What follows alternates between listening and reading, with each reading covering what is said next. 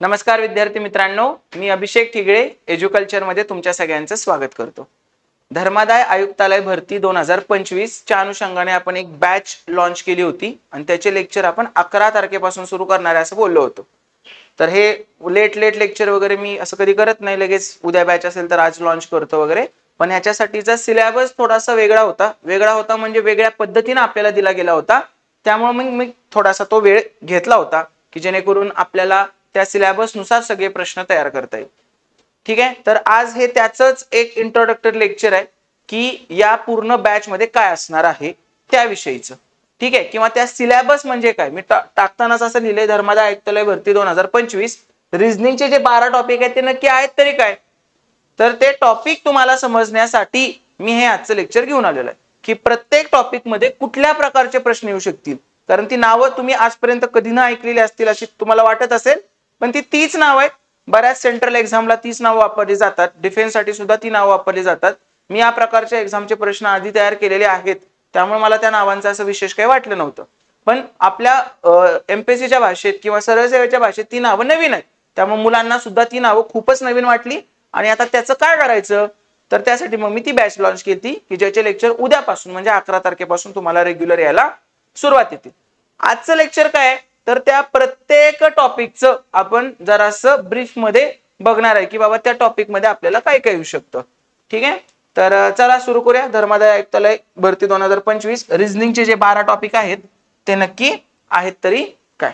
बघा, हे तुम्हाला ते 12 टॉपिक दिसतात की जे आपल्या सिलेबस मध्ये होते। काय काय ते topic: analogy, similarities and differences, spatial visualisation, spatial orientation, visual memory, discrimination, observation, relationship concept, arithmetical reasoning and figural classification, arithmetical number series, non verbal series, coding and decoding, असे 12 टॉपिक आहेत। तुम्हाला ह्याच्यातले माहित असलेले टॉपिक दोनच आहेत, relationship concept आणि coding decoding, आणि हे तुम्हाला नंबर सिरीज आणि व्हर्बल सिरीज हे माहित आहे। बाकी सगळं तुम्हाला असं वेगळं वाटतं, अरे काय चाललंय, म्हणजे ह्या 12 टॉपिक पैकी हे 4 टॉपिक आपल्याला ओळखीचे आहेत आणि हे बाकीचे आपल्याला जरा वेगळ्या पद्धतीने त्यांनी दिलेले आहेत। ठीक आहे, तर या प्रत्येक टॉपिकचं इन ब्रीफ 30 सेकंद 1 मिनिट मध्ये मी तुम्हाला सगळी माहिती देणार आहे आणि त्याच्यात काय काय असणार तो शेवटपर्यंत या व्हिडिओमध्ये टिकून राहा। तुम्ही माझी बॅच घ्या किंवा न घ्या, पण या लेक्चरचा तुम्हाला 100% फायदा होणार आहे। चला आपण सुरू करू। तर ही ती अशी बॅच होती आपली रिझनिंग 12 टॉपिक्स। ठीक आहे, एज्युकल्चर हे ऍप डाउनलोड करा, त्याच्यामध्ये तुम्हाला ही बॅच पाहायला मिळेल। तुम्हाला काही जरी डाऊट असेल तर मी माझा स्वतःचा वैयक्तिक नंबर इथं दिलेला आहे। आपला एकच नंबर आहे, म्हणजे 1-2 नंबर आहेत, पण हा माझा स्वतःचा नंबर आहे। तुम्ही याच्यावर मला कॉल मेसेज करू शकता की ह्या बॅच विषयी। एज्युकल्चर ऍपवर ही बॅच तुम्हाला मिळून जाईल। या बॅच मध्ये मी पहिल्यांदा एमपीएससी चे लेक्चर टाकलेत, सगळे जे त्या टॉपिकशी रिलेटेड आहेत ते सगळे लेक्चर आपण एमपीएससी चे तुम्हाला दिलेत। आणि आता आपण ठरलं होतं की 11 पासून वेगळे लेक्चर, वेगळे 12 लेक्चर मी त्याच्यात अपलोड करणार आहे या 12 टॉपिकचे। चला पहिल्यापासून सुरू करू आपण। पहिलं काय, एनॉलॉजी। पहिल्या टॉपिकचं नाव होतं काय, एनॉलॉजी। तर एनॉलॉजी म्हणजे काय, एनॉलॉजी म्हणजे सहसंबंध। याला ते तर त्याला काय, असे जे प्रश्न येतात किंवा अशा पद्धतीचं असतं बघा, कसं असतं हे अशा पद्धतीचं तुम्हाला देतात, ए ला बी आहे तर सी ला काय, असे जे प्रश्न तयार होतात त्याला काय म्हणतो आपण, एनॉलॉजी, सहसंबंध लावणे। मग एनॉलॉजी मध्ये किंवा ह्या पूर्ण 12 टॉपिक मध्ये 3 सेक्शन येतात। रिझनिंग मध्ये 3 सेक्शन असतात, एक असतं लॉजिकल रिझनिंग, एक असतं व्हर्बल रिझनिंग, एक असतं non verbal reasoning. Logical reasoning म्हणजे काय, तारतम्य बाळगून डोकं शांत ठेवून जे प्रश्न येतात त्याला लॉजिकल रिझनिंग म्हणतो। व्हर्बल रिझनिंग म्हणजे काय, ज्याला शब्दांची जोड असते, ज्या प्रश्नांमध्ये शब्दांवर आधारित प्रश्न, अक्षरांवर आधारित प्रश्न विचारतात त्याला आपण काय म्हणतो, व्हर्बल रिझनिंग म्हणतो। त्याला इथून पुढे आपण व्हीआर म्हणणार आहे, लॉजिकलला आपण एलआर म्हणणार आहे। आणि एनव्हीआर म्हणजे काय, नॉन व्हर्बल रिझनिंग, जिथे शब्द पण नाहीयेत, अंक पण नाहीयेत, काय नाहीयेत, तर तिथं कोण असणार आहे, आकृती आणि सिम्बॉल। त्याला काय म्हणायचं, जे व्हर्बल नाहीत ते म्हणजे काय, non verbal reasoning. Reasoning section अशा 3 भागात विभागला जातो। तर एनॉलॉजी मध्ये पण 3 भागांमध्ये प्रश्न येतो। एनॉलॉजी लॉजिकल रिझनिंगची असते, एनॉलॉजी व्हर्बल रिझनिंगची असते, एनॉलॉजी नॉन व्हर्बलची सुद्धा असते। तर एनॉलॉजी मध्ये या 3 टाइपचे प्रश्न आपण बघणार आहे की बाबा शब्दांच्या बाबतीत सहसंबंध काय, आकड्यांच्या बाबतीत सहसंबंध काय आणि आकृतीच्या बाबतीत सहसंबंध काय, ह्याच सगळ्याला आपण काय म्हणतो, एनॉलॉजी। मग हे 3 प्रकारे आपण शिकणार आहे। LR, VR आणि NVR. तर ह्या मी आधी म्हटलेलं 12 टॉपिकचे 12 लेक्चर्स, पण ह्याच्यात जरा लेक्चर्स वाढतील. काही काळजी करू नका, तुमच्या एक्झामच्या आधीपर्यंत मी सगळं सिलेबस संपवेल. म्हणजे या तिन्हीचे 3 लेक्चर होतील. मी आधी ठरवलेलं एकच लेक्चर होईल, पण तसं नको. आपण एकदम मी केलंच बराच डिटेल स्टडी केला की बाबा पोरांना काय काय देता येईल, तर मला वाटतंय की जरा जास्त होईल तर आनंदच आहे. ठीक आहे, तर ह्याच्यामध्ये हे 3 लेक्चर येतील एनॉलॉजी मध्ये. पुढचा टॉपिक काय, सिमिलॅरिटीज अँड डिफरन्सेस. तर सिमिलॅरिटीज अँड डिफरन्सेस मध्ये आपण काय काय बघू शकतो, तर क्लासिफिकेशन नावाचा एक टाइप येतो. म्हणजे सिमिलॅरिटी अँड डिफरन्सेस म्हणजे तुम्हाला वेगळंच काढायचं असतं ना, तर त्याच्यातलं पण काय क्लासिफिकेशन काय, लॉजिकल रिझनिंगचं, व्हर्बल रिझनिंगचं आणि नॉन व्हर्बल रिझनिंगचं, तिन्ही पद्धतीमध्ये हा प्रश्न येतो. मग त्यांनी नुसतं एवढाच टॉपिक दिलाय, मग ते LRचं विचारतील, VRचं विचारतील किंवा NVRचं विचारतील, तिन्हीपैकी कशाचा पण ते विचारू शकतील. क्लासिफिकेशन म्हणजे गटातनं बसणारा पण असेल त्याच्यात, किंवा क्लासिफिकेशन म्हणजे काय, एका आकृतीला एकत्र काढा, बाकीच्यांना वेगळं काढा, क्लासिफाय करायचंय म्हणजे व्यवस्थित सॉर्टिंग करायचं. तर त्या पद्धतीचे जे टाईप आहेत ते सगळे सिमिलॅरिटीज अँड डिफरन्सेस मध्ये मोडू शकतात. त्याच्यानंतर स्पॅशियल व्हिज्युअलायझेशन. स्पॅशियल व्हिज्युअलायझेशन मध्ये काय येतं, मग त्याच्यात सगळे नॉन व्हर्बल येतात. का, स्पॅशियलचा अर्थच काय, नॉन व्हर्बल. स्पॅशियलचा अर्थच काय, नॉन व्हर्बल. ठीक आहे, स्पेलिंग थोडंसं करेक्ट करायचं. स्पॅशियलचा अर्थ नॉन व्हर्बल. मग त्याच्यामध्ये काय येणार, व्हिज्युअलायझेशन म्हटलं आपल्याला गरज ह्याची आहे, व्हिज्युअलायझेशन.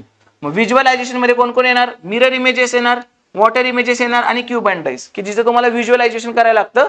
तर त्या सगळ्या गोष्टी कशात येणार, नॉन व्हर्बल आणि स्पॅशियल व्हिज्युअलायझेशन मध्ये येणार. मिरर इमेजेस, वॉटर इमेजेस आणि क्यूब अँड डाईस. मग त्याचं नाव त्यांनी काय केले, व्हिज्युअलायझेशन नाव केले.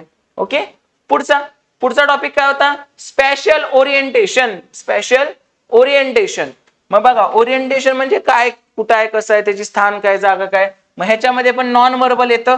मग नॉन व्हर्बल मध्ये काय येतं, एम्बेडेड इमेजेस म्हणजे लपलेली आकृती, पॅटर्न कम्प्लिशन म्हणजे आकृती पूर्ण करा, पेपर फोल्डिंग घडीची आकृती, पेपर कटिंग कट केल्यानंतर परत उलगडलं तर काय होतं, ते सगळं कशात येतं, स्पॅशियल ओरिएंटेशन मध्ये येतं. आणि त्याच्यात काय करू शकतो आपण, नॉन व्हर्बल मध्ये हे टॉपिक येतात. व्हर्बल मध्ये पण एक टॉपिक येतो स्पॅशियलचा. ओरिएंटेशन म्हणजे स्थान ना, मग स्थान म्हणजे काय आपलं डायरेक्शन, डायरेक्शन म्हणजे काय, दिशा. तर व्हर्बल शब्दांचे प्रश्न असतात, ते 8 किलोमीटर पूर्वेला गेला, शब्दात विचारलंय ना तुम्हाला, म्हणून ते व्हर्बल. तर त्याच्यामध्ये काय येतं, डायरेक्शन सेन्स टेस्ट. त्याच्यामध्ये काय येणार आहे, डायरेक्शन सेन्स टेस्ट. जमलं, हे झालं तिथं. ठीक आहे, मग स्पॅशियल ओरिएंटेशन मध्ये आपल्याला व्हर्बल, नॉन व्हर्बल आणि व्हर्बल मध्ये एवढे टाइप आपल्याला बघायचे आहेत. प्रत्येकाचे एक लेक्चर आणि तुम्हाला मिळणार. परत व्हिज्युअल मेमरी, की तुम्हाला दिसण्याची मेमरी किती आहे, तर त्याच्यासाठी काय नॉन व्हर्बल मध्येच असणार आहे ते आकृत्यांचे प्रश्न. मग इथं काय असतं, रूल डिटेक्शन त्यांनी सांगितल्याप्रमाणे करायचं असतं आपल्याला. परत येतं डॉट सिच्युएशन, ते व्हेन डायग्रामचाच एक टाइप आहे. हा डॉट सारखीच आकृती अजून एक शोधायची असते तुम्हाला. मग तिथं सरळ तुम्हाला ते तुमची मेमरीज हे करायला लागते की वर्तुळात आणि त्रिकोणात आहे, त्रिकोणात आणि चौकोनात आहे, तर ते डॉट सिच्युएशन. परत मी परीक्षेत पण टाकतो असले प्रश्न, कधीतरी येणार आहे. आता सरळ बँकिंग मधून किंवा SSC तून बँकिंग मध्ये आलंय, बँकिंग मधून सरळ सेवामध्ये आलंय, सरळ सेवेतून कधीतरी आपल्या कंबाईनला MPSC ला UPSC ला येईल ते. परत शेप कन्स्ट्रक्शन, आकृती तयार करणे, 3-4 पार्ट देतात आकृतीचे, त्याच्यापासून तुम्ही आकृती तयार करायची असती, तर हे कशात येतं, शेप कन्स्ट्रक्शन मध्ये. त्याच्यानंतर पुढे जाऊ, डिस्क्रिमिनेशन. हा एक टॉपिक आहे, त्यांना काय म्हणायचं मलाच कळालं नाही, तरी त्यातलं मला असं वाटतं की डिस्क्रिमिनेशन म्हणजे गटातनं बसणार असेल तर मी इथं ऑड वन आउट केलंय. आणि मला याच्यात दुसरा एक असं वाटतं की शब्दांवरील प्रश्न जे असतात ना आपले, किंवा विधानांवरील प्रश्न, शब्दांवरील नाही विधानांवरील प्रश्न ते सुद्धा याच्यामध्ये येऊ शकतात. विधानावरील प्रश्न ते सुद्धा याच्यामध्ये येऊ शकतात असं मला वाटतं. कारण ह्याला खूप शोधायचा प्रयत्न केला, पण काय मला अशा पद्धतीचा टॉपिक काय कुठल्या पुस्तकात पण नाही सापडला. माझ्याकडे एवढी भला मोठी पुस्तक आहेत मॅथ रिझनिंगची, कुठेच मला हे डिस्क्रिमिनेशन नावाचा टॉपिक नाही सापडला. मग मला लयतले त्याच्यात वाटलं की गटातनं बसणार येईल किंवा विधानांवरील प्रश्न अशा पद्धतीचं येऊ शकेल. 6 नंबरचा टाईप आहे. ओके, तर ही बॅच आता ही जेव्हा एकदा पोस्टर आले हे, तर तुमचे 2-3 प्रश्न आहेत ह्या बॅच मधले, ते मी तुम्हाला सांगतो. प्रश्न सगळे इंग्लिशमध्ये असतील, पण आपलं बोलायचं मीडियम मराठी असेल. ठीक आहे, तुम्हाला मराठीतच पाहिजे तर MPSC चे मी 30-35 तासांचा कंटेंट टाकून ठेवलाय, तर तो सुद्धा तुम्ही बघू शकता. पण जे आता नवीन लेक्चर घेतोय त्याच्यातले प्रश्न इंग्लिशमध्ये असतील, आपली बोलण्याची पद्धत ही मराठी असेल. ओके, तर ही एक गोष्ट झाली. आणि दुसरी गोष्ट, तुम्ही छोटे छोटे जे प्रश्न विचारता सर कितीदा लेक्चर बघता येईल, तर माझ्या ऍपमध्ये कुठलंही लेक्चर कधीही की तुम्ही कितीही वेळा बघू शकता. मी तसले 2 वॉच आणि 3 वॉच असलं काही ठेवलंच नाहीये. तुमच्या व्हॅलिडिटी पिरियडमध्ये तुम्ही हे कधीही बघू शकता. आणि तिसरी गोष्ट, मॅथ येणार का? बऱ्याच लोकांचं म्हणणं आहे मॅथ येणार का? तर मॅथ येणार का? तर त्यांनी जो सिलेबस दिलाय त्याच्यामध्ये तर मॅथ येणार नाही असं वाटतंय. ठीक आहे, सगळं रिझनिंगचे टॉपिक दिले बरोबर, पण त्याच्यात एक टॉपिक असा आहे की त्याच्यात लिहिलंय अरिथमॅटिकल रिझनिंग. अरिथमॅटिकल रिझनिंग म्हणजे सोपं सोपं मॅथमॅटिक्स. अरिथमॅटिकल रिझनिंग म्हणजे काय ते पुढे पुढे बोलणारच आहे आपण. तर ह्या 2-3 गोष्टी, प्रश्न सगळे इंग्लिशमध्ये असतील, एक लेक्चर तुम्ही कितीही वेळा पाहू शकता. आणि मॅथ येणार का? तर सोपंवाला मॅथ येईल, अवघड लेवलचं मॅथ येणार नाही. ही एक आता सांगून ठेवलेली गोष्ट. पुढचा टॉपिक जाऊ आपण ऑब्झर्वेशन. आता ऑब्झर्वेशन पण नॉन व्हर्बल मध्येच असणार आहे. मग इमेज अनालिसिस येणार, त्याच्यात ग्रुपिंग ऑफ इमेजेस येणार, काउंटिंग ऑफ फिगर्स येणार, आकृत्या मोजणे. तर हे सगळं कशात येणार? ऑब्झर्वेशन मध्ये येणार. हे 3 टॉपिक. ह्या तिन्ही टॉपिकचे आपण एक वेगवेगळे लेक्चर घेणार आहे. पुढे जाऊ आपण रिलेशनशिप कन्सेप्ट. हे एक टॉपिक, हा एक टॉपिक तुम्हाला माहित होता, वर्बल मध्ये मोडतो कारण शब्द असतो. तर ह्याच्यात काय येणार? नातेसंबंध, ब्लड रिलेशन वरचा हा प्युअर टॉपिक आहे. त्यामुळे तुम्हाला हे काय येऊनच जाते, ह्याच्यात काही विशेष अभ्यास करायची तुम्हाला गरज नाही. नंतर बघा, जे मी मगाशी बोललो काय ते अरिथमॅटिकल रिझनिंग. अरिथमॅटिकल रिझनिंग तर आणि फिगरल कन्सेप्ट असं काही तर नाव आहे त्याचं बरोबर. मग अरिथमॅटिकल रिझनिंग मध्ये तुम्हाला कमी लेवलचं मॅथच येतं. अरिथमॅटिकल रिझनिंग मध्ये कमी लेवलचं मॅथ येतं. मग त्या कमी लेवलच्या मॅथ मध्ये तुमचे बेसिक बॉडमास, फ्रॅक्शन हे टॉपिक असतात. नंतर साधे साधे इक्वेशनचे टॉपिक असतात. साधे. त्याच्यानंतर वयवारीचा टॉपिक हमखास येतो. वयवारी बऱ्याच पुस्तकात रिझनिंग मध्ये पण टाकतात. त्याचं रिझन हेच आहे की अरिथमॅटिकल रिझनिंग मध्ये ते वयवारी टॉपिकला इन्क्लूड करतात. तर जे असे सोपे टॉपिक आहेत, म्हणजे तुम्ही इतर कुठलीही परीक्षा दिलेली असेल तर त्या परीक्षेच्या अभ्यासाच्या जोरावर तुम्ही अरिथमॅटिकल रिझनिंग मधले प्रश्न सॉल्व्ह करू शकता. थोडक्यात अरिथमॅटिकल रिझनिंग म्हणजे मॅथ्सच आहे. त्यामुळे जर तसे प्रश्न आले तर तुम्ही असं म्हणू नका की मॅथ्स हाय लेवल मॅथ्स येणार नाही तुम्हाला. ह्याच्यात डायरेक्ट स्पीड टाइम डिस्टन्सचा प्रश्न विचारलाय असं मला तरी नाही वाटत, कारण speed time distance is purely mathematics, ते काय अरिथमॅटिक्सचा असण्याचा संबंध नाही. तर हे अशा प्रकारचे जे पण काय असतील प्रश्न, quadratic equation, single variable, double variable, वयवारीचा प्रश्न, हे जे असे प्रश्न आहेत ना, ते सगळे प्रश्न आपण म्हणू शकतो की याच्यामध्ये, किंवा विभाज्यतेच्या कसोट्या, ते सुद्धा आपण ह्यामध्ये पकडू शकतो की बाबा अरिथमॅटिकल रिझनिंग म्हणजे मॅथ मध्ये पडतं. पुढे अरिथमॅटिकल नंबर सिरीज. आता मग हे काय नावातच आहे, काय काय पडणार तुम्हाला? एकतर नंबर सिरीज पडणार किंवा लेटर सिम्बॉलची सिरीज पडणार. हे सगळं कशात मोडतं? याला, की जिथं तुम्हाला म्हटले लय डोकं लावायचं नाही, साधं डोकं लावायचं, तर ते काय असते? नंबर सिरीज आणि लेटर आणि सिम्बॉलिक सिरीज. अशा प्रकारचे प्रश्न तुम्हाला पडू शकतात. पुढे नॉन व्हर्बल रिझनिंग किंवा नॉन व्हर्बल सिरीज. तर ह्याच्यात काय येणार आहे? डायग्रामची सिरीज येणार. 4 डायग्राम देणार, 5वी डायग्राम कुठली हे विचारणार तुम्हाला बरोबर. आणि फिगर मॅट्रिक्स म्हणजे काय? असं ते 3x3 4x4 देतात बरोबर. हे तर सगळीकडे भरलेलं असतं, ठीक आहे. आणि तुम्हाला इथलं विचारतात, तर ते जे आहे ते मॅट्रिक्स, ह्याला काय म्हणतो आपण? मॅट्रिक्स. पण ते कशाचं आहे? नॉन व्हर्बलचं आहे, कारण त्यांनी काय दिले? Non verbal series. मग नॉन व्हर्बल सिरीज मध्ये डायग्रामची सिरीज पण पडेल किंवा अशी मॅट्रिक्स वाली सिरीज सुद्धा पडेल, की क्वेश्चन मार्कच्या जागी काय येणार? फक्त डायग्रामच्या रूपात. नंतर येतो शेवटचा टॉपिक, शेवटचा सिलेबस मधला पॉइंट, तो म्हणजे कोडिंग डिकोडिंग. मग कोडिंग डिकोडिंग नंबरचं येतं, कोडिंग डिकोडिंग अल्फाबेटिकलचं येतं, कोडिंग डिकोडिंग अल्फा न्यूमरिक म्हणजे दोन्हीच्या मिक्सअपचं येतं, कोडिंग डिकोडिंग वर्डचं येतं, कोडिंग डिकोडिंग चायनीज कोडिंगचं येतं, म्हणजे वाक्याला वाक्य देतात ते ता पी ना वगैरे असं काय काय म्हणतात ते, तर ते सगळं चायनीज कोडिंग. आणि मग नंतर कोडिंग डिकोडिंग सिम्बॉल्सचं सुद्धा येईल, की मग ते टॅब्युलर मध्ये असतील, कशा पण मध्ये असतील. तर हा कोडिंग डिकोडिंग म्हणजे आपला सांकेतिक भाषावाला टॉपिक, बुद्धिमत्तेचा एमपीएससी मधला. तर त्यातले हे सगळे टाईप सुद्धा त्याच्यामध्ये येऊ शकतात. ओके, तर हे अशा पद्धतीनं हे सगळी बॅच आपण कव्हर करणार आहे. हे 12 टाईप, त्याच्यातले प्रत्येक जेवढे सब पॉईंट दिलेत तुम्हाला मी, त्या प्रत्येक सब पॉईंटचं वेगळं लेक्चर असणार आहे. आता नंबर ऑफ लेक्चर्स मी काय काउंट नाहीत केले, पण बऱ्यापैकी ते 12 जरी म्हटलं असलो मी 12 लेक्चर्स, तरी ते 25 लेक्चर पर्यंत होऊन जाईल आपलं. आणि तुम्ही काय काळजी करू नका, रोज 1-2 लेक्चर मी अपलोड करायचा प्रयत्न करेल. मिनिमम 1 रोज अपलोड होईल आणि ती बॅच या मंथ एंड पर्यंत कंप्लीट होऊन जाईल आपली. म्हणजे ऑक्टोबरमध्ये ती बॅच कंप्लीट होईल आपली आणि नोव्हेंबर पासून तुम्ही मग परीक्षा कधी येते तुम्हाला पण नाही माहिती, मला पण नाही माहिती, पण ही बॅच कंप्लीट ऑक्टोबरच्या एंड पर्यंत किंवा नोव्हेंबरच्या पहिल्या 4 दिवसापर्यंत ही आपली सगळी बॅच एकदम इत्तमभूत कव्हर होतील. दुसरी गोष्ट पीडीएफ, तर याची पीडीएफ आपण देणार आहे बॅच मध्येच, याची पीडीएफ आपण बॅच मध्येच देणार आहे. तर ती पीडीएफ पीपीटी टाईप असणार आहे. मग त्याला तुम्ही एका पानावर 4 टाईप असे प्रिंट मारून घ्यायचं. प्रत्येक लेक्चरच्या आधी ती पीडीएफ अपलोड होऊन जाईल तुम्हाला आणि मग तशी ती एका पानावर 4 जर तुम्ही मारली तर नंतर तुम्हाला लेक्चर बघताना तीच झेरॉक्स कॉपी आणून ठेवायची. मग ती पीडीएफ आपण अपलोड करतोय त्याच्यात ती डाउनलोड करून तुम्ही प्रिंट करू शकताय आणि त्यामुळे त्याचा काही प्रश्न येणार नाहीये. झालं, मग एवढंच मला सांगायचं होतं की सिस्टमॅटिक पद्धतीने मी डिझाईन केलेलं आहे. मी खूप सारे युट्यूब चॅनल बघितले, कोणी सुद्धा एवढी मेहनत घेऊन रिझनिंगचे टॉपिक सॉर्टिंग केलेले नाहीयेत. तुम्हाला स्वतःला वाटत आहे सर हे चॅनल पण बघा, ह्यांनी पण चांगलं केलंय, तर डेफिनेटली मला सजेस्ट करा. मी त्याचा पण उपयोग करून काही इम्प्रोव्हायझेशन झालं आधीमध्ये तर ते सुद्धा आपण घेणारच आहे. ठीक आहे, पण मला जेवढं वाटतं, जेवढं माझं अभ्यास आहे ह्या मॅथ रिझनिंगच्या विषयाचा बाबतचा, तर त्या सिलेबस पॉइंटला मी जे टॉपिक घेतोय आता ते बरोबर हे होत आहेत, म्हणजे जोडले जात आहेत.